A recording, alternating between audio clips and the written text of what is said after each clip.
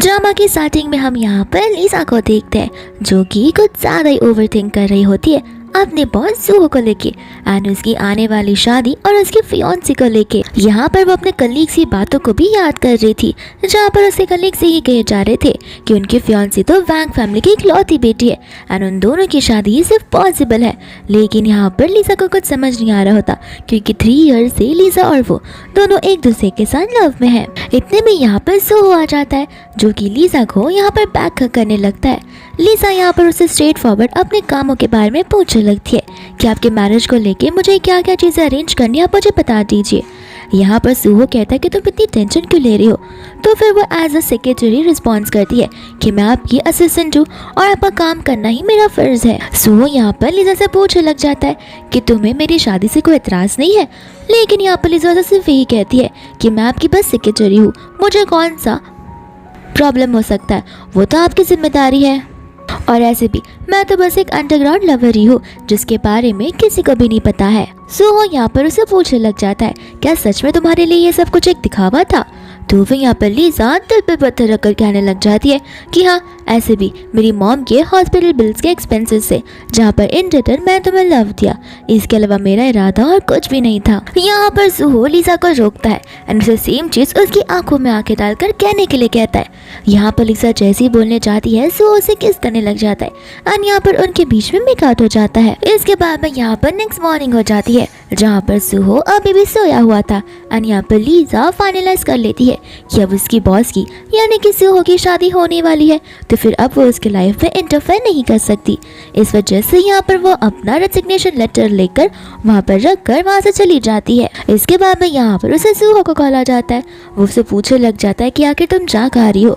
Lisa यहाँ पर उसे याद दिलाती है कि हमें एक कॉन्ट्रैक्ट को साइन कर डील खत्म करनी थी, मैं बस वहीं पर जा रही हूँ डॉक्यूमेंट सबमिट करने के लिए। सुहो कहता है कि ठीक है, लेकिन मैं तुम्हें एक बात बताना चाहता हूँ कि तुम्हारा रेजिग्नेशन मुझे डस्टबिन के अंदर से मिला, इसका मतलब मैं क्या समझूं। फिर यहाँ पर लीजा का फ्लैशबैक का सीन हमें दिखाया जाता है जहाँ पर लीजा वो रेजिग्नेशन टेबल पर रखने तो वाली थी, लेकिन इतने में यहाँ पर उसे हॉस्पिटल से कॉल आ गया था जहाँ पर रिसेप्शनिस्ट कह रहा था कि आपके मॉम के हॉस्पिटल बिल्स के एक्सपेंसेस अभी तक पे नहीं हुए हैं और अगर वो नहीं पे होंगे जल्द से जल्द तो फिर हमें आपकी मॉम को हॉस्पिटल से ऐसे ही डिस्चार्ज करना पड़ेगा। इस वजह से लीजा उस रेजिग्नेशन को टेबल पर रख नहीं पाती है और उसे फाड़ कर सीधा डस्टबिन में फेंक देती है। फिर बाद में यहाँ पर लीजा सुहो से माफ़ी मांगती है, कहते ही कुछ नहीं, वो बस ओवर थिंकिंग की वजह से मैंने वो डिसीजन लिया था, लेकिन मैं ये डिसीजन नहीं लेना चाहती। एक्चुअली मेरे पास कुछ पैसे की कमी है, तो फिर मैं चाहती हूँ कि मेरी सैलरी थोड़ी बढ़ा दी जाए। एंड यहाँ पर सुहो बिना कुछ बोले तुरंत ही उसके अकाउंट में 3 लाख रुपीज़ डलवा देता है। इसके बाद में यहाँ पर लीजा ऑफिस में आ जाती है जहाँ पर रिसेप्शनिस्ट कहने लगती है कि बॉस आपको आपके कैबिन के अंदर बुला रहे थे। फिर बाद में यहाँ पर वो सुहो के कैबिन में जाती है जहाँ पर जाती है वो उसे उस कंपनी के डॉक्यूमेंट सबमिट करने लगती है एंड सारी चीज़ें एक बार फिर से रीअश्योर करने के लिए कहती है। लेकिन यहाँ पर सुहो उसके सामने एक बॉक्स को रख देता है एंड उस बॉक्स को वो उसे ओपन करने के लिए कहता है एंड जैसे ही यहाँ पर वो बॉक्स खोलती है उसके अंदर एक नेकलेस होता है। लीजा यहाँ पर उसे साफ साफ कह देती है कि ये नेकलेस का इसलिए है क्योंकि हम जुदा हो रहे हैं, तो ये पार्टीशन गिफ्ट समझो क्या मैं। लेकिन यहाँ पर वो उस गिफ्ट को एक्सेप्ट करने से मना भी कर देती है। सुहो कहता है कि नहीं, तुम इस डील को आज पूरी तरीके से साइन करवा कर लाई हो, इस वजह से एज अ बॉस मेरा हक बनता है कि मैं तुम्हें कुछ रिवॉर्ड दूँ, इसलिए मैंने बस तुम्हें दिया है, तो एज ए एम्प्लॉय तुम्हें ये एक्सेप्ट करना ही होगा। एंड यहाँ पर लीजा थैंक यू बोलते हुए एज ए एम्प्लॉय इस चीज़ को एक्सेप्ट कर लेती है। फिर बाद में जैसे वो जाने लगती है यहाँ पर सुहो उसे रोक लेता है एंड वो उसे पूछने लग जाता है कि आखिर तुम रेजिग्नेशन लेटर वहाँ पर क्यों रख कर गई थी और तुमने उसे फाड़ के डस्टबिन में फिर क्यों फेंक दिया था। लीजा यहाँ पर कहने लगती है कि मैंने कॉल पे ऑलरेडी कह दिया था कि वो सब इस वजह से हो रहा था क्योंकि मुझे मेरी सैलरी में हाई रेज चाहिए था, बस इस वजह से। तो फिर यहाँ पर सुहो से एक बार फिर से कंफर्म करता है। लीजा कहते कि देखो, अगर आप ये सोच रहे हो कि आपकी शादी की वजह से, तो नहीं, मुझे मेरी बाउंड्रीज़ को अच्छे से लिमिट क्रॉस करना आता है। इतने में यहाँ पर उसका असिस्टेंट आ जाता है जो कि कहने लग जाता है कि मैडम शीन ने आपके लिए एक होटल में नाइट रूम बुक किया है जहाँ पर उन्होंने एक इवेंट को ऑर्गेनाइज किया है और वो छोटा सा डिनर पार्टी रहेगा और उन्होंने साथ साथ मैडम लीजा को भी लाने के लिए कहा है। इसके बाद में लीजा वहाँ पर चली जाती है जहाँ पर वो लोगों को सर्व कर रही थी एंड ये देखते ही यहाँ पर सुहो उसे कहने लग जाता है कि तुम यहाँ पर क्या ये सारे काम करने के लिए आई हो। बाद में यहाँ पर शीन कहने लग जाती है कि मैंने ऑफिस वालों से ही सुना था कि सेक्रेटरी लीजा के जैसी कोई आजकल है ही नहीं, वो अपने सारे काम परफेक्टली करती है इस वजह से, और वो चीज़ें भी कितने अच्छे से सर्व करी है, तो बस ये देख लो। यहाँ पर सुहो बोलने के लिए कुछ कह भी नहीं पाता है क्योंकि यहाँ पर उसकी मॉम जो थी आंटी यहाँ पर कहने लग जाती है ऐसे भी उसका काम ही तो ये है। सुहो कहने लग जाता है कि वो ये सारे काम करने के लिए यहाँ पर नहीं आई है। बाद में यहाँ पर आंटी लीजा से बोलने लग जाती है कि तुम्हें नहीं लगता कि सुहो और तर्शीन दोनों एक दूसरे के लिए परफेक्ट मैच है। यहाँ पर लीजा कहने लगती है कि देखिए ये आपका फैमिली मैटर है एंड मैं एक सिर्फ एम्प्लॉय हूँ, तो फिर मैं आपके फैमिली मैटर में दखलंदाजी नहीं कर सकती, इसलिए मैं जजमेंट नहीं देना चाहती हूँ। फिर बाद में यहाँ पर आंटी उसे फूड सर्व करने के लिए कहती है, जहाँ पर शीन कहते हैं कि अरे कोई बात नहीं, हम खुद से अपना फूड ले लेंगे। एंड यहाँ पर लीजा उन्हें फूड सर्व करने में भी हेल्प करने लग जाती है एंड यहाँ पर वो डिशेस के बारे में एक्सप्लेन भी करती है। इसके बाद में यहाँ पर आंटी कहने लग जाती है कि तभी मैं सोचूं कि तुम इतनी नॉलेजेबल की हो और तुम यहाँ पर इतने टाइम से काम करती आ रही हो। फिर आंटी यहाँ पर उससे पूछने लग जाती है कि आखिर उसे इस कंपनी में काम करते हुए कितने साल हो चुके हैं। एंड यहाँ पर लीजा 3 years बोलती है, जहाँ पर दूसरी ओर से हो 3 years 24 days कहता है। इसके बाद में शीन यहाँ पर आंटी के कानों में खुसखुसाने लगती है। आंटी कहते कि जहाँ तक मुझे याद है तुम 28 years की हो गई हो और तुम्हारा कोई बॉयफ्रेंड भी नहीं होगा, तो फिर क्यों ना मैं तुम्हें एक ब्लाइंड डेट पर भेजूं एंड होपफुली तुम मुझे इस चीज़ के लिए मना नहीं करोगी। यहाँ पर सो ऑब्जेक्शन करने लगता है, कहता है कि हमें उस पर प्रेशराइज नहीं करना चाहिए, उसे जो करना होगा वो करेगी। लेकिन यहाँ पर आंटी सुहो से कहने लग जाती है कि अरे जब यहाँ पर लीजा का कुछ प्रॉब्लम नहीं है तो फिर तुम यहाँ पर ना क्यों कह रहे हो, तुम्हें थोड़ी ना मैंने ब्लाइंड डेट पर जाने के लिए कहा है। फिर इसके बाद में यहाँ पर शीन जी को सजेस्ट करने लग जाती है, कहती है कि जी और तो लीजा एकदम परफेक्ट मैच रहेंगे। एंड यहाँ पर आंटी भी कहती है कि हाँ सही कहा। शीन बताने लगती है कि जी बहुत जल्दी कंपनी में हेड बनने वाला है, तो फिर यहाँ पर तुम उसकी बॉस वाइफ कहलवाओगी। एंड यहाँ पर आंटी उन दोनों की डेट फिक्स करने के लिए कह देती है और साथ ही साथ यहाँ पर लीजा बिना कुछ रेस्ट्रिक्शंस पाए उन्हें थैंक यू बोल देती है और फिर वो वहाँ से जाने लगती है। एंड पीछे पीछे यहाँ पर सुहो आ जाता है एंड कहने लगता है कि लगता है तुम्हें शादी करने की कुछ ज़्यादा ही गाय है। तो फिर यहाँ पर वो उसे याद दिलाती है कि तुम्हें नहीं लगता तुम्हारी मॉम ने कहा कि मेरी उम्र 28 हो चुकी है, जहाँ पर वो ही मेरे लिए लड़का ढूंढना चाहती है, तो मैं उन्हें डिनाई कैसे कर सकती हूँ। इतने में यहाँ पर आंटी सुहो को अंदर बुलाने लगती है क्योंकि शीन अब जा रही थी, तो वो चाहती है कि वो शीन को वहाँ पर अच्छे से छोड़ कर आए। इसके बाद में यहाँ पर सुहो चला जाता है शीन को ड्रॉप करने के लिए, जहाँ पर आंटी लीजा से कहने लग जाती है कि डाइनिंग रूम में तो तुमने मुझे यहाँ पर जवाब नहीं दिया कि आखिर वो दोनों परफेक्ट मैच है या फिर नहीं। लीजा कहते कि ऑफ कोर्स वो लोग परफेक्ट कपल जैसे दिखते हैं। आंटी यहाँ पर उसे कहने लग जाती है कि देखो जी के साथ जो मैंने अरेंजमेंट्स करवाई है वो याद रखना अच्छे से जाए, क्योंकि ऐसी अपॉर्चुनिटी हर किसी को नहीं मिलती है, तो इस अपॉर्चुनिटी का अगर तुम एडवांटेज लोगी तो बेहतर होगा एंड बाकी के सपनों को भूल जाओ। यहाँ पर आंटी का बाकी के सपने से कहने का मतलब यही था कि वो उसके बेटे सुहो को भूल जाए। यहाँ पर लीजा कह देती है कि आप जैसा कहेंगी मैं वैसा ही करूँगी। इसके बाद में यहाँ पर रात हो जाती है, जहाँ पर लीजा से मिलने के लिए सुहो आ जाता है एंड आती यहाँ पर वो उसे किस करने लगता है, जहाँ पर लीजा समझ जाती है कि सुहो ने तो कुछ ज़्यादा ही ड्रिंक कर लिया है। जिसके बाद में यहाँ पर वो उसे रोकने लगती है, पर फिर भी वो रुकता नहीं। फिर लीजा यहाँ पर उसे उसकी ब्लाइंड डेट के बारे में याद दिलाती है, लेकिन सुहो को इसे कुछ फर्क ही नहीं पड़ता। इसके बाद में यहाँ पर नेक्स्ट डे वो लोग अपनी कंपनी में आते हैं, जहाँ पर लीजा सुहो से कहने लग जाती है कि बेहतर होगा अगर नेक्स्ट टाइम से आप मेरे घर पर नहीं आएंगे, तो हमें ये चीज़ अब खत्म करनी होगी क्योंकि आपकी बहुत जल्दी शादी होने वाली है एंड मैं बहुत सारी प्लेसेस सजेस्ट कर सकती हूँ जहाँ पर आप अपनी वाइफ शीन को लेकर जा सकते हैं। यहाँ पर वो कहने लग जाता है कि तुम पक्का बहुत ज़्यादा ही अच्छी सेक्रेटरी हो, और फिर बाद में वहाँ से चला जाता है, जहाँ पर लीजा को टेक्स्ट आ जाता है आंटी का और वो उसे डेट टाइम और प्लेस बताने लग जाती है। फिर बाद में यहाँ पर सुहो अपने कैबिन में होता है, जहाँ पर वो लीजा को बुला लेता है एंड यहाँ पर लीजा जब आती है तो फिर वो उसे कुछ एग्रीमेंट देने लगता है। साथ साथ यहाँ पर वो लीजा को ये भी बताने लगता है कि मैंने तुम्हारी मॉम के पूरे हॉस्पिटल बिल्स एक ही बार में पे कर दिए। यहाँ पर लीजा सुहो को थैंक यू बोलने लगती है एंड कहती है कि वो उसके सारे पैसे धीरे धीरे कर चुका देगी। लेकिन यहाँ पर सुहो उसे मना करता है, कहता है कि देखो ये सब करने की कोई ज़रूरत नहीं है, बस तुम कंपनी से रिज़ाइन मत करो।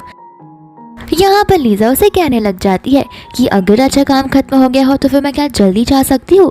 यहाँ पर सुहो उसे एग्रीमेंट्स देने लग जाता है एंड कहता है कि लगता है तुम्हें ब्लाइंड डेट पर जाने की कुछ ज़्यादा इकाई है। फिर बाद में यहाँ पर वो उसके नेक को नोटिस करता है जहाँ पर उसका दिया हुआ नेकलेस लीजा ने नहीं पहना होता। तो वो उसे पूछने लग जाता है कि लगता है तुम्हें वो नेकलेस पसंद नहीं आई।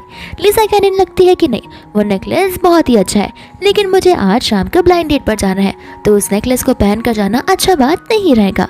यहाँ पर सुहो उसे पॉइंट आउट करने लगता है एंड कहता है कि नेकलेस पहन कर जाओ तो तुम्हारे लिए ही बेहतर होगा। एंड यहाँ पर लीजा उस ब्लाइंड डेट पर नेकलेस पहन के चली जाती है, बट वो ब्लाइंड डेट उसका आए उसके पहले ही वो उस नेकलेस को निकाल लेती है। एंड तभी वहाँ पर जी आ जाता है एंड यहाँ पर जी उससे माफ़ी मांगने लगता है देरी से आने के लिए।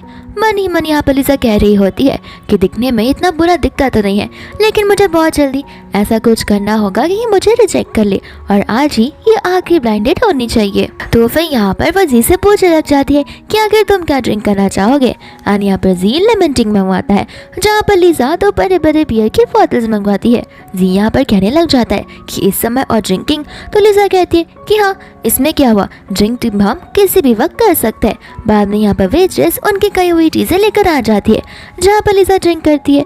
एंड यहाँ पर जी कहते हैं कि क्या मैं तुम्हारी ड्रिंक को ट्राई कर सकता हूँ। लीजा यहाँ पर कंफ्यूज हो जाती है, उसे समझ नहीं आ रहा होता है कि आखिर अब ये भी ड्रिंक करेगा। बाद में यहाँ पर जी भी ड्रिंक वो ट्राई करता है एंड कहता है कि सचमुच इस ड्रिंक का टेस्ट एकदम अलग ही है, पूरा रिफ्रेश हो गया हूँ मैं। एंड बाद में यहाँ पर वो उसे टिश्यू देता है अपना फेस वाइप करने के लिए।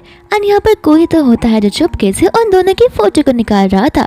फिर दूसरों हम यहाँ पर शीन को और सुहो को देखते, जहाँ पर शीन जो है अलग अलग टाइप के इनविटेशन कार्ड उसे बता रही होती है। एंड यहाँ पर सुहो से कह देता है कि तुम्हें जो पसंद आए तुम कर सकती हो। यहाँ पर तो शीनो से कहने लग जाती है कि तुम ऐसे क्यों कह रहे हो, तुम भी आखिर मेरे फियांसे हो और तुम्हारा भी हक बनता है अगर हर एक चीज़ों में हम साथ में काम करें तो। सुहो यहाँ पर उसे याद दिलाता है कि देखो हमारी शादी एक कॉन्ट्रैक्ट पर बेस्ड है, तो फिर कुछ ज़्यादा सपने मत देखो। इतने में यहाँ पर सुहो को फोटोज आ जाते हैं लीजा के और जी के, जहाँ पर उन फोटोज को देखकर वो वहाँ से जाने लगता है। एंड शीन यहाँ पर उसे रोकने लगती है। सुहो कहता है कि देखो हमारी ये एक मीटिंग थी जो कि अब मुझे लगता है खत्म हो चुकी है, तो मैं यहाँ पर बैठकर अपना टाइम वेस्ट करना नहीं चाहता हूँ। इतना कहते हुए वो वहाँ से चला जाता है, जहाँ पर शीन को गुस्सा आ जाता है और वो अपने हाथ टेबल पर पटक देती है और उसे खुद ही अपने हाथों पर लग जाता है। फिर वापस हम यहाँ पर जी और लीजा को देखते हैं, जहाँ पर लीजा जी से पूछने लग जाती है कि अगर तुम इस ब्लाइंड डेट पर आए हो तो मुझे लगता है तुम कुछ मैरिज की उम्मीद से आए रहोगे। यहाँ पर जी उसे कहता है कि अक्सर लोग ब्लाइंड डेट पर इसके लिए जाया करते हैं, लेकिन लगता है कि तुम्हारे गोल्स कुछ और ही है। लीजा कहती कि नहीं, मैं अभी यहाँ पर एक हस्बैंड को ढूंढने के लिए हूँ, लेकिन मेरी सिचुएशन कुछ ज़्यादा ही टाइट है, तो फिर यहाँ पर मैं चीज़ों को अच्छे से नहीं हैंडल कर पाऊंगी। जी यहाँ पर कहने लग जाता है कि अच्छा, तो मैं भी उन सिचुएशंस को जानना चाहता हूँ कि आखिर वो कौन से प्रॉब्लम्स हैं जिनमें तुम फंसी हुई हो। एंड इतने ही यहाँ पर लीजा को कॉल आने लग जाता है, जहाँ पर वो उस कॉल को इग्नोर करने लगती है। लीजा यहाँ पर कहने लग जाती है कि देखो पहली बात, मुझे कोई घर के काम आते वाते नहीं है, और ऐसे भी अगर घर के कामों को लाया जाए और मेरे करियर को लाया जाए तो मैं हमेशा अपने करियर को ही प्रायोरिटाइज करूंगी। एंड यहाँ पर जी भी उसके स्टेटमेंट से एग्री करता है, कहता है कि ऑफ कोर्स हमें हमेशा हमारे करियर को आगे रखना चाहिए, और ऐसे भी तुम तो मिस्टर सुहो की नंबर 1 सेक्रेटरी जो हो, तो फिर तुम्हारा ये लाइफ गोल होना ज़रूरी है। मुझे तुम्हारे स्टेटमेंट से कुछ प्रॉब्लम नहीं है। लीजा कहने लग जाती है कि देखो फ्यूचर में मेरा कोई प्लान नहीं है चिल्ड्रंस के साथ में रहने का। जी कहता है कि ठीक है, ऐसे भी ये सारी चीज़ें एक मॉम पर भी डिपेंड होनी चाहिए कि उसे बेबी चाहिए या फिर नहीं, तो फिर ये तुम्हारे ऊपर है, मुझे तो ऐसे कुछ प्रॉब्लम नहीं है। लीजा यहाँ पर मन में इरिटेट हो गई होती है एंड कहने लग जाती है कि आखिर इसे इन सब चीज़ों से प्रॉब्लम क्यों नहीं हो रही है। तो लीजा को एक आइडिया याद आता है, जहाँ वो कहने लग जाती है कि देखो अगर तुम ये सोचो कि मैं मेरे इन लॉज की देखभाल करूँगी तो भूल जाओ, मुझे वो करना बिल्कुल पसंद नहीं है। तो फिर जी कहते हैं कि ये तो बड़ी अच्छी बात है, आई होप तुम्हें मेरी सिचुएशन के बारे में पता तो बिल्कुल होगा, क्योंकि मेरी फैमिली ने मुझे घर से निकाल दिया है। लीजा यहाँ पर सोच पड़ जाती है कि मेरी कोई भी ट्रिक यहाँ पर काम नहीं आ रही है, मैं नेगेटिव बोल रही हूँ तो ये पॉजिटिव बोल जाए। जी यहाँ पर कहने लग जाता है कि लगता है आपके इन हार्श स्टेटमेंट से मुझे कुछ प्रॉब्लम नहीं है, तो फिर हम दोनों एक दूसरे के लिए परफेक्ट रहेंगे। लेकिन इतने में यहाँ पर सुहो आकर उसे उस चीज़ को लेकर डिनाई करने लग जाता है। यहाँ पर जी सुहो से कहने लग जाता है कि लगता है आप अपने एम्प्लॉयज ही कुछ ज़्यादा ही फिक्र करते हो, जहाँ पर आप उन्हें ब्लाइंड डेट पर भी देखने के लिए आ गए हो। यहाँ पर सुहो कहने लग जाता है कि लगता है लीजा इस ब्लाइंड डेट को कुछ ज्यादा एंजॉय कर रही है, जहाँ पर वो मेरे कॉल को इग्नोर कर रही है। लीजा यहाँ पर सबसे पहले तो माफी मांगती है एंड कहती है कि मेरा वर्किंग आवर्स खत्म हो गया है, तो फिर अब मैं फिलहाल आपकी एम्प्लॉय एज अ काउंट नहीं की जाऊंगी। सुहो यहाँ पर उसे याद दिलाता है कि स्पेशल एम्प्लॉयज का काम करने का कोई टाइम नहीं होता, मैं जब यहाँ पर उन्हें काम के लिए कमांड करूंगा उन्हें वो काम करना ही होगा। एंड यहाँ पर मैं तुम्हारे लिए एक ऑर्डर लेकर आया हूँ, जहाँ पर तुम्हें थेसन ग्रुप पे कंपनी की सारी डिटेल्स को निकालना होगा। लीजा यहाँ पर बाद में सी से माफी मांगने लगती है, कहते हैं कि तुमने सुन ही लिया होगा, मेरे बॉस का ये ऑर्डर है तो मुझे उनका काम करना ही होगा, लेकिन नेक्स्ट टाइम मैं तुम्हें डिनर के लिए जरूर ट्रीट करूंगी। बाद में यहाँ पर जियो से इट्स ओके कहकर उसे अपने यहाँ पर वीचैट पर ऐड करने के लिए कहने लग जाता है। बट यहाँ पर सुहो जरा सा भी पेशेंट नहीं रहता एंड यहाँ पर लीजा को खींचकर वहां से ले जाता है, जहाँ पर ये हरकतें देखते हुए जी को कुछ अनकंफर्टेबल फील होने लगता है। इसके बाद में यहाँ पर सुहो लीजा को कार में बैठा देता है, जहाँ पर वो लीजा से पूछने लग जाता है लगे तुम्हारी ब्लाइंड डेट कुछ ज्यादा ही अच्छी जा रही थी। लीजा कहती है कि हाँ ब्लाइंड डेट भी अच्छी थी और मिस्टर जी भी, उनसे ज्यादा परफेक्ट इंसान आज तक मैंने कभी देखा भी नहीं है and thanks to your mom, जहाँ पर मुझे उनसे मिलने का मौका जो मिला है। यहाँ पर सुहो कहने लग जाता है लगता है वो मुझसे भी ज्यादा परफेक्ट है। लीजा कहते कि नहीं आप मेरे बॉस हो और मैं मेरे बॉस को किसी और से कंपेयर क्यों करूंगी। सुहो यहाँ पर कहने लग जाता है कि लगता है तुमने मुझे रिजेक्ट कर दिया।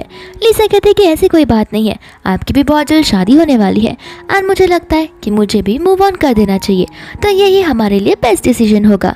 सुहो कहता है कि ठीक है, अगर तुम्हें यही बेस्ट डिसीजन लगता है तो फिर तुम कंपनी से रिजाइन कर सकती हो, मैं तुम्हारे साथ कोई ज़बरदस्ती नहीं करूँगा, तुम्हें इस कंपनी में रोकने के लिए मैं तुम्हारा रेजिग्नेशन भी अप्रूव कर दूंगा। लीजा कहते हैं कि ठीक है, मैं बस जाते जाते थेसन ग्रुप का एग्रीमेंट लेकर आना चाहती हूँ, लेकिन यहाँ पर सुहो कह देता है कि अब तुम जा ही रही हो तो ये भी करने की कोई ज़रूरत नहीं है, मैं यहाँ पर किसी और को इस चीज़ को हैंडल करने के लिए कह दूंगा। एंड यहाँ पर लीजा उसे हर टाइम उसका ध्यान रखने के लिए थैंक यू बोलकर वहाँ से चली जाती है एंड सुहो भी अपनी कार लेकर वहाँ से चला जाता है, जहाँ पर लीजा कुछ ज़्यादा इमोशनल होकर रोने लग जाती है। फिर वो अपने आप को कंसोल करती है ये कहते हुए कि एक ना एक दिन तो ये आना ही था। साथ साथ यहाँ पर सुहो भी खुद ब खुद ही बहुत नाराज़ होता है। इतने में यहाँ पर लीजा को हॉस्पिटल से कॉल आ जाता है, जहाँ पर वहाँ के नर्स बता रहे होते हैं कि आपकी मॉम को अचानक से हार्ट अटैक आया था, तो फिर आपको जल्द से जल्द हॉस्पिटल में आकर उन्हें देख लेना चाहिए। फिर बाद में यहाँ पर लीजा टैक्सी को ढूंढना शुरू कर देती है, लेकिन आसपास कोई कैब नजर नहीं आ रही थी। इतने में यहाँ पर हम जी को देखते हैं जो कि अपनी कार लेकर आ जाता है एंड लीजा को कहता है कि मैं तुम्हें वहाँ तक ड्रॉप कर सकता हूँ। एंड लीजा फटाक से यहाँ पर चली जाती है हॉस्पिटल में, जहाँ पर वो डॉक्टर से उसकी मम्मा की सिचुएशन के बारे में पूछने लग जाती है। डॉक्टर यहाँ पर कहने लग जाते हैं कि उन्हें हार्ट अटैक आया था, जिसे हम लोग ने रिज्यूम तो कर दिया है और वो चीज़ अब स्टेबलाइज हो गई है, लेकिन आपकी मॉम की किडनी जो है अब उनका बार बार डायग्नोस करवाना ठीक नहीं है, उनकी किडनी फेल होती जा रही है, जिस पर हमें कुछ ज़्यादा ही बड़ा ट्रीटमेंट करना होगा। लीजा यहाँ पर उस ट्रीटमेंट के चार्जेस पूछने लगती है और वो चार्जेस 1.7 मिलियन तक जाते हैं। लीजा यहाँ पर कंफ्यूज हो जाती है कि आखिर वो ऐसा कैसे कर सकती है, क्योंकि उसने अभी अभी अपना जॉब छोड़ा हुआ है। फिर इसके बाद में यहाँ पर वो सीट पर बैठकर सोचने लग जाती है एंड इतने में सामने से यहाँ पर सी आ जाता है, जो कि उसके लिए ड्रिंक लेकर आया होता है एंड यहाँ पर वो नॉर्मल सा सूप होता है। वो कहता है कि डिनर डेट थी जहाँ पर तुमने खाने का एक निवाला तक नहीं खाया, तो इसे खाओगी तो तुम्हें बेटर फील होगा। बाद में यहाँ पर लीजा उसे उसके सिचुएशन के बारे में बताने लग जाती है कि उसकी मम्मा की जो हेल्थ है वो अक्सर ठीक नहीं होती, तो फिर इसके काबिल मैं भी तुम्हारे कोई काबिल नहीं हूँ। यहाँ पर वो कहने लग जाता है कि तुम्हारी मम्मा की हेल्थ ठीक नहीं है, इसमें क्या हुआ, तुम्हारी मम्मा की हेल्थ को तो और भी अच्छे से एनहेंस किया जा सकता है, और अगर तुम चाहो तो मैं तुम्हारा और तुम्हारी मम्मा दोनों का ध्यान रख सकता हूँ। लीजा यहाँ पर मना कर देती है, कहती है कि मैं तुम्हें सिचुएशन में ट्रैक डाउन नहीं करना चाहती हूँ, क्योंकि यहाँ पर तुम्हारे ऊपर भी कुछ रिस्पॉन्सिबिलिटीज होंगी।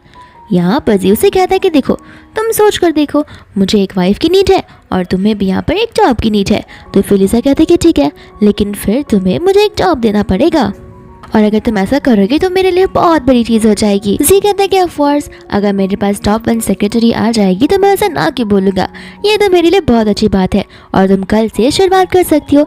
यहाँ पर लीजा से थैंक यू बोलने लग जाती है। साथ साथ यहाँ पर सुहो होता है जो कि उनकी इस कॉन्वर्जेशन को सुन लेता है। इतने में सुहो को उसके असिस्टेंट का कॉल आ जाता है, जो सिखाने लग जाता है कि लीजा के मॉम के बिल्स हमने एक बार वापस से पे कर दिए है और हम किसी किडनी ट्रांसप्लांट को ढूंढ ही रहे और जल्द से जल्द हम उसमें काबिल भी हो जाएंगे, और कुछ जो आप चाहते हो मैं करना चाहूँ। तो फिर यहाँ पर वो उसे याद दिलाता है कि हमारा जो प्रोजेक्ट मिस्टर जी की कंपनी के सामने होने वाला था उसे रीस्टार्ट कर दो। इसके बाद में यहाँ पर जी अपने कैबिन में होता है, जहाँ पर वो लीजा को बुला देता है एंड कहता है कि वॉरियर ग्रुप की कंपनी यानी कि सूहो की कंपनी हमारे साथ पार्टनरशिप करने के लिए रेडी हो गई है एंड ये सब तुम्हारी वजह से हो रहा है। लीजा कहते हैं कि ये तो अच्छी बात है, लेकिन मुझे नहीं लगता ये मेरी वजह से हो रहा है, इसलिए मैं इस चीज़ का क्रेडिट नहीं लेना चाहती हूँ। जी कहता है ये क्रेडिट तो तुम्हें ही लेना होगा, क्योंकि हमें उस कंपनी से प्रोजेक्ट मैनेजर का कॉल आया था और उन्होंने हमसे यही कहा था कि जब तक मैडम लीजा इस पर काम करने के लिए रेडी है तब तक हमारी कंपनी को कोई एतराज़ नहीं है। यहाँ पर लीजा समझ जाती है कि ये सब कुछ सूहो कर रहा है। पहले तो वो खुद ही चाहता था वो उस कंपनी से निकल जाए और उसके बाद में वो इस तरीके से उसके साथ में मैसअप करना चाहता है। इसके बाद में यहाँ पर वो जी को थैंक यू बोलकर जाने लगती है, लेकिन उसे चक्कर सा आने लगता है, जहाँ पर जी उसे कहता है कि अगर तुम चाहो तो डे ऑफ ले भी सकती हो, लेकिन लीजा कहती कि नहीं ये नॉर्मल सा बस वीकनेस है। फिर हमें यहाँ पर फ्लैशबैक का सीन दिखाया जाता है जहाँ पर लीजा गई थी डॉक्टर के पास में एंड यहाँ पर उसे अपना टेस्ट करवाया था, जहाँ पर उसे पता चलता है कि 6 वीक से प्रेग्नेंट है। यहाँ पर लीजा उस बच्चे को अबॉर्ट करना चाहती थी, लेकिन डॉक्टर यहाँ पर बताने लग जाती है कि इसमें कुछ ज़्यादा ही रिस्क है, क्योंकि आपकी हेल्थ ठीक नहीं है और अगर हमने इस बच्चे को अबॉर्ट किया तो पॉसिबिलिटी है कि आप नेक्स्ट टाइम से प्रेग्नेंट नहीं हो पाओगी। फिर लीजा यहाँ से चली जाती है उस बच्चे के बारे में सोचते हुए। इसके बाद यहाँ पर कैबिन में भी अपने रिपोर्ट्स को देख रही होती है, जहाँ पर एम्प्लॉय आकर उसे कहने लग जाती है कि हमने सारी चीज़ों की अरेंजमेंट्स कर दी है, अब बस जाने की देरी बची है। फिर बाद में वो उस रिपोर्ट्स को अपने बैग के अंदर डाल लेती है और वहाँ से जाने लग जाती है। इसके बाद में यहाँ पर लीजा उसे कैबिन में वेट कर रही थी, तो वो उसे कहने लग जाती है कि अब अगर नेगोशिएशन कंप्लीट हो गया हो तो आपने मुझे यहाँ पर क्यों बुलाया है। तो फिर यहाँ पर सूहो से बताने लग जाता है क्योंकि तुम्हारी रिपोर्ट जो है वो बराबर नहीं है। लीजा को यहाँ पर कुछ समझ नहीं आता, तो फिर वो रिपोर्ट चेक करने के लिए जाती है, जहाँ पर सूहो उसे अपनी सीट पर बैठा देता है एंड रिपोर्ट चेक करने के बाद वो उसे कहने लग जाती है लेकिन यहाँ पर तो सब कुछ प्रॉपर है एंड पावर पॉइंट भी एकदम परफेक्टली बना हुआ है। लीजा यहाँ पर चीज़ों का एक्सप्लेन कर रही थी, जहाँ पर सूहो का ध्यान उसकी बातों पर नहीं था बल्कि उसके नेक पर था, जहाँ पर उसने सूहो का दिया हुआ नेकलेस पहना था। तो फिर लीजा भी इस चीज़ को नोटिस करती है। सूहो कहता है कि लगता है तुमने अभी तक अपने एक्स बॉस का नेकलेस पहना हुआ है। लीजा कहता है कि इसमें क्या हुआ, ये जताता है कि मैं तुम्हें कितना रिस्पेक्ट करती हूँ। सूहो यहाँ पर उसे कहने लग जाता है कि लगता है 2 दिनों में ही तुम यहाँ पर अपनी बॉस की वाइफ बन जाने वाली हो। लीजा यहाँ पर कहती है कि आपको नहीं लगता ये सारी चीज़ें आपको अपनी मॉम से पूछनी चाहिए, क्योंकि उन्होंने इन सारी डेट्स को फिक्स करवाया था और लगता है कि आपकी शादी के पहले ही मेरी हो जाने वाली है। सूहो यहाँ पर उसे कहने लग जाता है कि लगता है तुम्हारे पास दिल ही नहीं है। लीजा बाद में यहाँ पर कहने लग जाती है कि लगता है ये नेकलेस आपको प्रॉब्लम दे रहा है, तो मैं इस नेकलेस को निकालना चाहती हूँ एंड वो उसे निकाल कर अपने बैग के अंदर डालने लगती है, जहाँ पर वो जो प्रेगनेंसी के रिपोर्ट्स होते हैं वो नीचे गिर जाते हैं और दर्द सूहो ने ले लेता है, जहाँ पर लीजा वो चीज़ उसे लेने की कोशिश करती है एंड इतने में यहाँ पर शीन आ जाती है, जो कि यहाँ पर कुछ और ही सोचने लग जाती है। फिर बाद में यहाँ पर वो कहती है कि लीजा यहाँ पर क्या कर रही है।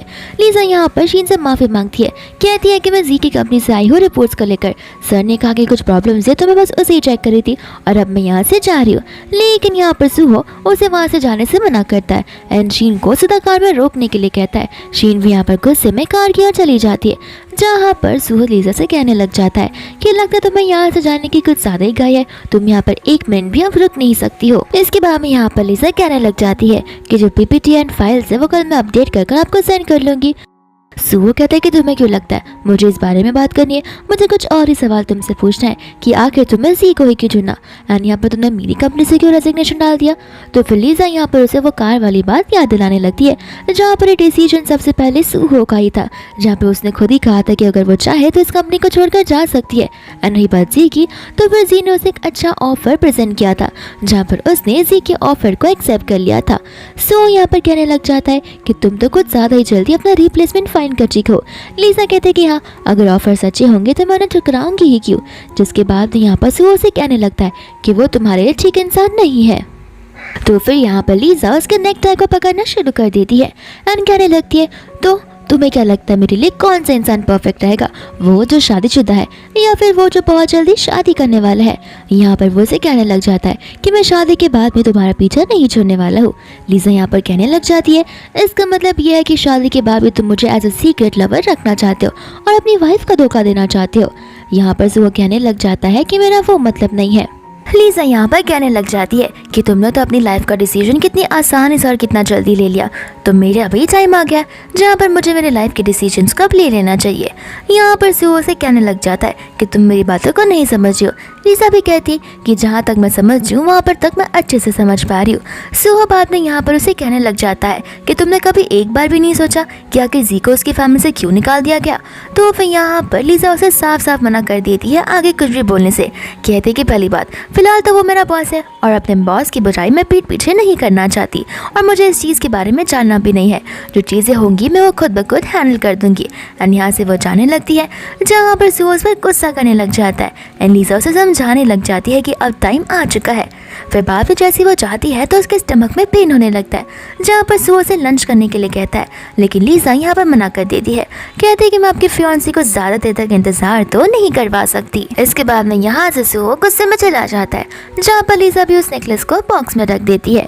फिर सुहो जैसे ही नीचे जाता है शीन कहने लग जाती है कि मुझे लगा तुम तो और टाइम तक बात करने वाले हो, तो तुम्हें आने में और देरी हो सकती है। फिर बाद में यहाँ पर वो उसे ओवरथिंक करने से मना करता है। कहता है कि मैं एक बड़ी कंपनी के साथ में डील कर रहा हूँ, तो ऑफ कोर्स ये बात है, बहुत सारी डिटेल्स होती है जो हमें बात करने की ज़रूरत है। मैं तो बस वही कह रहा था। शीन यहाँ पर कहने लग जाती है कि जहाँ तक मुझे पता है यहाँ पर पूरे ऑफिस में रूमर्स फैले हुए हैं कि आप और लीजा एक दूसरे को डेट करते थे, उस बारे में तुम क्या कहना चाहोगे। यहाँ पर सुहो कहने लग जाता है कि लोगों की बातों को तुम ना सुनो तो बेहतर होगा, वो सिर्फ एक रूमर्स ही है। यहाँ पर वो उसे कहने लग जाती है कि माना कि हमारी शादी कॉन्ट्रैक्ट है, लेकिन तुम्हें नहीं लगता कि सब कुछ मैं तुम्हारी मम्मा की हेल्थ के लिए कर रही हूँ।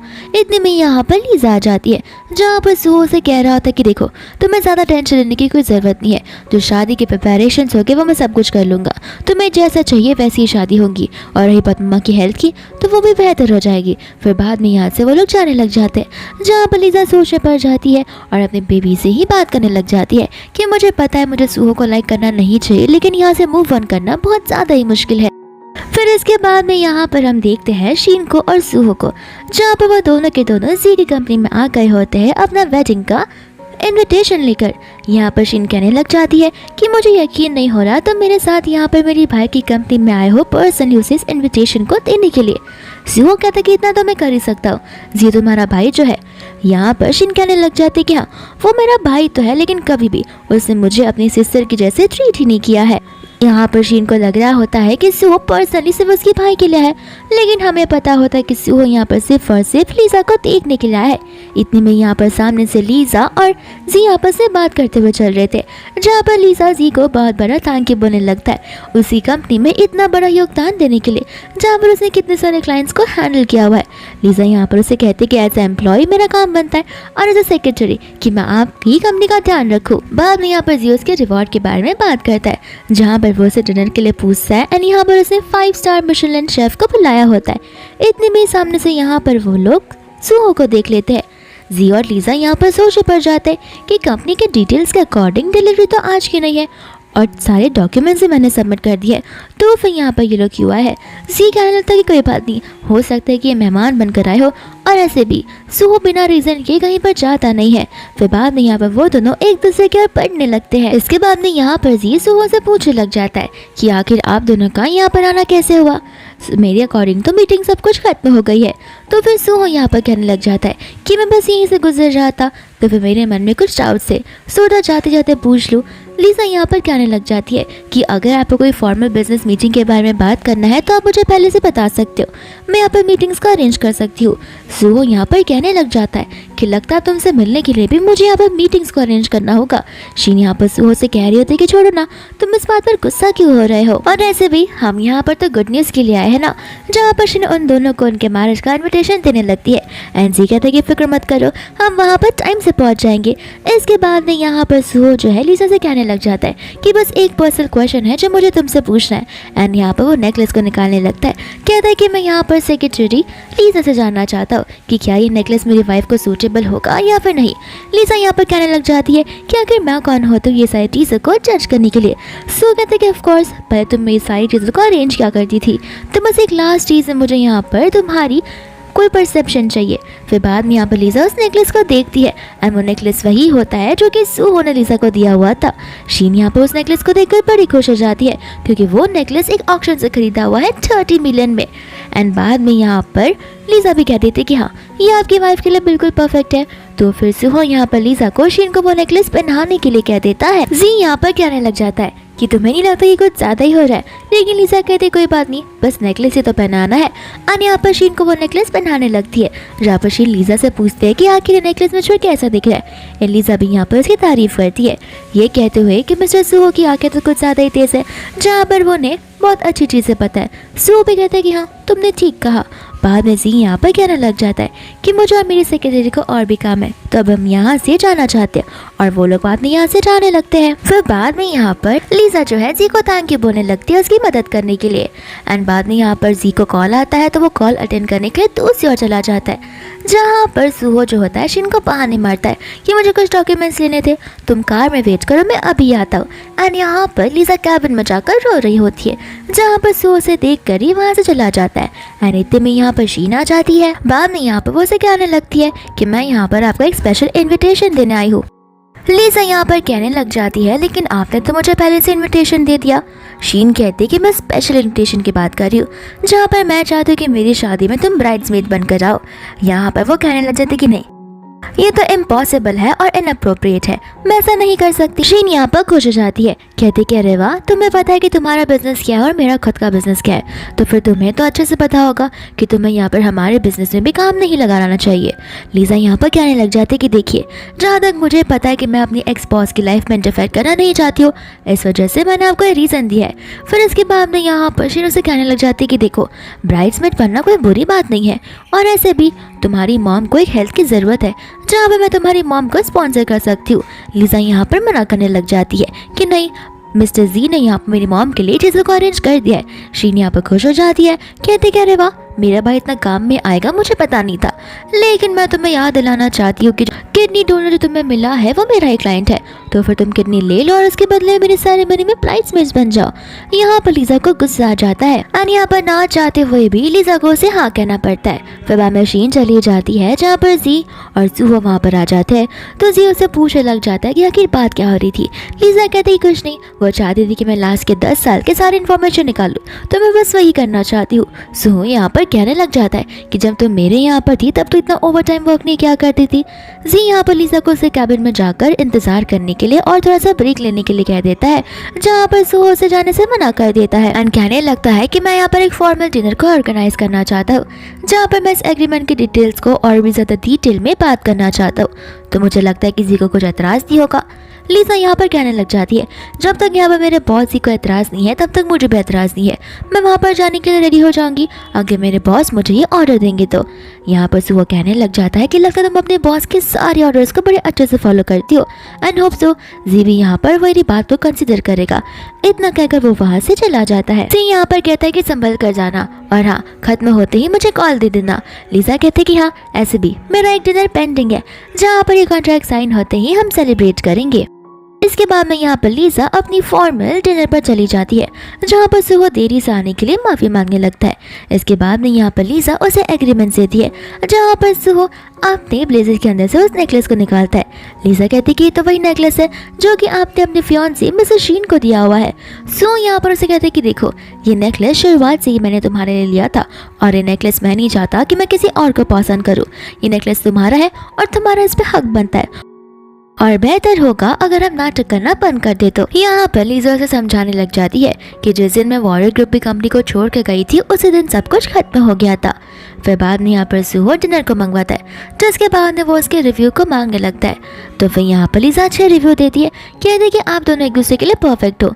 सुहो से यहाँ पर पूछने लग जाता है कि मुझे नहीं लगा था तुम उसकी ब्राइड्समेड बनने के लिए रेडी हो जाओगी। लीजा यहाँ पर कहने लग जाती है कि वो मेरा पर्सनल डिसीजन है, एंड यहाँ पर मैं एक फॉर्मल मीटिंग के लिए आई हूँ, ना कि पर्सनल बातें करने के लिए आई हूँ। तो अगर आपके पास कुछ नहीं है, मैं यहाँ से जाना चाहती हूँ। और वो उठकर वहाँ से जाने लग जाती है, जहाँ पर वो उसे रोकता है। एंड लीजा यहाँ पर उसे कहने लग जाती है कि आखिर तुम मुझसे इतना ऑब्सेसिव हो, मैंने तुमसे कह दिया है कि ये सारी चीज़ें अब खत्म हो चुकी है, और ऐसे भी मेरी खुद की एक लाइफ है। एंड इतना कहते ही उसे चक्कर सा आने लगता है, जहाँ पर वो उसे सीट पर बैठाता है, कहता है कि तुम्हें खाने की जरूरत है, लगता है जी तुम्हारा ढंग से ध्यान नहीं दे रहा। लीजा कहते है कि उसकी फिक्र आपको करने की जरूरत नहीं है, वो मेरा ध्यान बड़ी अच्छे से दे रहा है। इसके बाद में यहाँ पर लीजा को वॉमिट फील होता है, जहाँ पर वो रेस्टरूम की ओर भाग जाती है एंड यहाँ पर सुहो उसके लिए पानी लेकर आ जाता है एंड उसके बारे में पूछने लग जाता है। लीजा कहती है कि टेंशन लेने की जरूरत नहीं है, मेरा बस स्टमक खराब है और वो तुम्हारी वजह से नहीं है, तो तुम फिक्र मत करो। इसके बाद वो अपने मेडिसिन लेने लगती है, जहाँ पर इतने में उसे टैक्स आ जाता है 3 मिलियन का। तो फिर वो उसे कहने लग जाता है कि लगता है यहाँ पर ये तुम्हारी मॉम के लिए पे कर रहा है, लेकिन मैं तुम्हें बताना चाहता हूँ कि मैंने तुम्हारे मॉम की पेमेंट ऑलरेडी कर दी है। साथ साथ यहाँ पर वो उसे 10 मिलियन का चेक भी देने लग जाता है। लीजा कहती है कि लगता है ये हमारा ब्रेकअप फीस है, पर तुम्हें नहीं लगता ये कुछ ज़्यादा है?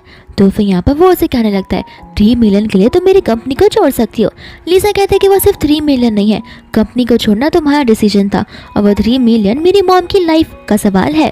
फिर बाद में यहाँ पर वो उसे कहने लगता है कि अगर तुम्हें यहाँ पर अच्छा नहीं लग रहा तो हम कहीं और जा सकते हैं, पर लीजा यहाँ पर उसे मना कर देती है, कहती कि नहीं मुझे बस मेरे घर जाना है।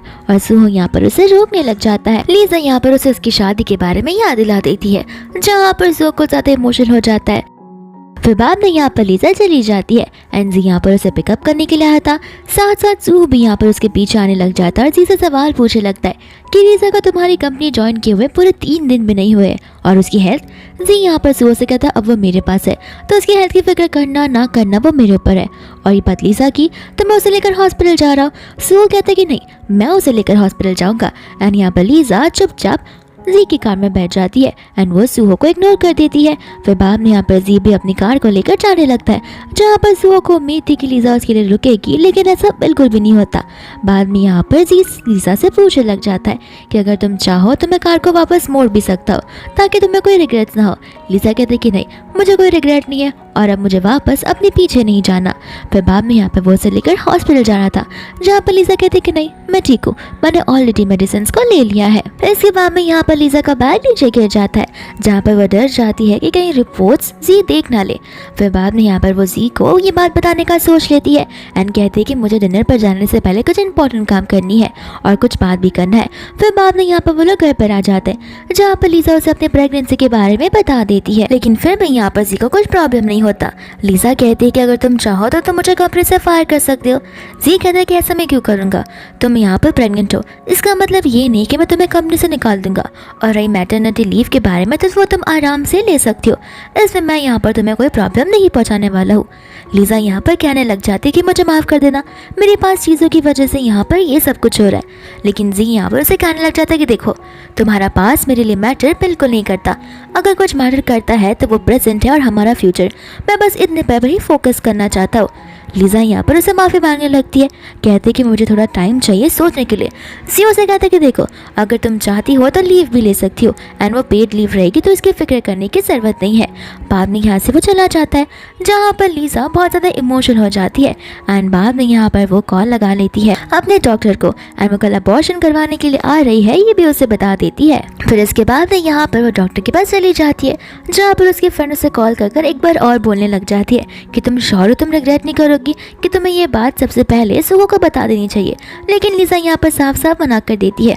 फिर वो डॉक्टर के पास जाकर सबसे पहले अपना चेकअप करवाती है एंड जैसे ही वो बाहर निकलती है, यहाँ पर हम आंटी को देखते हैं जो कि लीजा को देख लेती है एंड बाद में यहाँ पर वो अपने असिस्टेंट को कॉल लगाकर लीजा के बारे में सब कुछ पता करने के लिए कहती है एंड खासकर ये कि आज वो गायनेकोलॉजिस्ट के पास क्यों आई थी। इसके बाद हम यहाँ पर सुहो को देखते हैं, साथ साथ में जी को देखते हैं, जहाँ पर वो लोग मीटिंग कर रहे होते हैं एंड यहाँ पर सुहो से पूछने लग जाता है कि लगता है आपकी सेक्रेटरी आई नहीं है और वो कहाँ पर है। जी उसे कहने लग जाता है कि माफ़ कर देना, उससे मैंने पेड लीव दी हुई है क्योंकि उसे यहाँ पर बाकी के प्रोजेक्ट्स को भी संभालना होता है, खाली एक ही प्रोजेक्ट थोड़ी ना अपनी कंपनी के पास है। बाद में यहाँ पर वो लोग लीजा को लेकर ही बात करने लग जाते हैं और यहाँ पर जी को समझ आ रहा होता है कि सुहो लीजा को लेकर कितना ज़्यादा क्यूरियस होता है। फिर बाद में हम यहाँ पर आंटी को देखते हैं एंड आंटी यहाँ पर आ जाती है एंड आज से जी से कहती है कि लीजा को भी अपने साथ लेकर आ जाना क्योंकि मैं यहाँ पर तुम दोनों को इन दोनों की खुशी देखना चाहती हूँ। तो फिर जी कहने लग जाता है कि मैं तो लीजा ऑफ कोर्स खुश तो है, लेकिन मुझे नहीं लगता कि यहाँ पर कोई और खुश है इस बात को लेकर। सुहो यहाँ पर जी को ताने मारने लग जाता है कि इसकी फिक्र तुम्हें करने की ज़रूरत नहीं है, मैं अपनी चीज़ों को खुद ब खुद हैंडल कर सकता हूँ।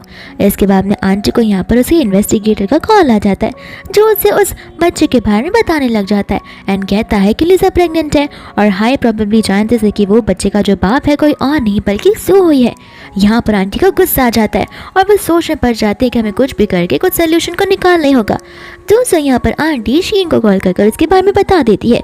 शीन कहती है कि आप टेंशन मत लो, मैं यहाँ पर उस लड़की का ध्यान अच्छे से रख लूंगी। फिर बाद में यहाँ पर कॉल कट करते हुए शीन को बड़ा गुस्सा आ जाता है लीजा के ऊपर एंड यहाँ पर वो प्लानिंग प्लॉटिंग करना शुरू कर देती है।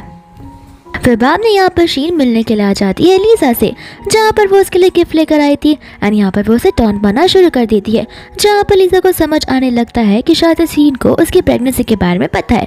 फिर बाद में यहाँ पर शीन उसे उसके ब्राइड्समेड का ड्रेस देने लगती है एंड वो तो उसे नीचे ही फेंक देती है, जहाँ पर लीजा को बड़ा अच्छा नहीं लगता। इसके बाद में यहाँ पर शीन उसे हक करते हुए उसके बच्चे के बारे में बताने लगती है एंड कहते कि देखो, मैं चाहती हूँ कि ये बात तुम सीक्रेट रखो सूहो से, और अगर सूहो को ये बात पता चल गई तो याद रखना तुम्हारी मॉम के किडनी का जो ट्रांसप्लांट है वो हो नहीं पाएगा। अगर मेरी वेडिंग अच्छे से जाएगी तो तुम्हारी मॉम का ट्रांसप्लांट भी अच्छे से हो जाएगा। एंड यहाँ पर वो उसे वार्निंग देकर अपने घर पर बुला लेती है, जहाँ पर लीजा आ जाती है। लीजा को लग रहा था कि शायद से वो उसे हेल्प मांगेगी अपनी शादी के अरेंजमेंट्स करने के लिए, लेकिन यहाँ पर तो शीन ने उसे बुलाया होता है बर्तन धोने के लिए, वो भी वाइन के ग्लासेस इतनी ठंड में, जहाँ पर लीजा उसे धोने लग जाती है। इतने में यहाँ पर जी आ जाता है जो कि लीजा पर चिल्लाने लग जाता है और साथ साथ यहाँ पर वो अपनी बहन शीन पर भी चिल्लाता है कि आखिर तुम ये सारे काम लीजा को करने के लिए कैसे बोल सकती हो।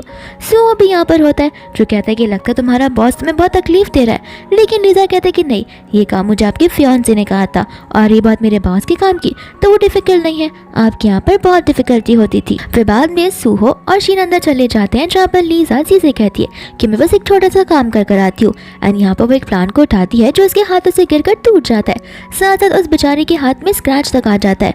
वहाँ का जो स्टाफ होता है लीजा पर चिल्ला उठता है। इतने में यहाँ पर जी आकर उस स्टाफ पर चिल्ला देता है। फिर सूहो यहाँ पर उसे अपना हाथ दिखाने के लिए कहता है, जहाँ पर लीजा मना करने लगती है, लेकिन फिर भी वो उसके हाथ पर वो स्क्रैच देख लेता है। इतने में यहाँ पर शीन आ जाती है, जहाँ पर वो कहती है कि अरे तुम्हें तो कुछ ज़्यादा ही लग रहा, चलो मैं तुम्हें लेकर हॉस्पिटल जाती हूँ। पर यहाँ पर लीजा मना कर देती है, जहाँ पर सूहो कहता है कि मैं तुम्हें लेकर हॉस्पिटल में चलूंगा। आंटी यहाँ पर सूहो को वार्न करने लगती है कि तुम्हें पता है ना वो तुम्हारी अब सेक्रेटरी नहीं है। सूहो कहता है कि मैं मेरे डिसीजंस खुद लूंगा, आपको बताने की जरूरत नहीं है। फिर बाद में यहाँ पर वो लीजा को लेकर चला जाता है, जहाँ पर वो लोग घर पर होते हैं एंड वो उसके लिए बैंडेड लेने जाता है। इतने में यहाँ पर उसके घर पर आ जाती है शीन गुस्से में एंड कहने लग जाती है कि देखो, मैं तुम्हें बताना चाहती हूँ कि तुम्हें कल के कल इस बच्चे को अबॉर्ट करना होगा एंड ये मेरा डिसीजन नहीं है, सूहो की मम्मा का डिसीजन है और तुमने अगर ऐसा नहीं किया तो तुम भी इस चाइना से गायब हो सकती हो। फिर बाद में यहाँ पर वो उसके मुंह पर वो कार्ड को फेंक कर वहाँ से चली जाती है। अब सूहो ने शीन की बात सुनी भी होगी या फिर नहीं, ये बात का हमें पता पार्ट 2 में चलेगा। फिलहाल के लिए ड्रामा यहीं पर खत्म हो जाता है।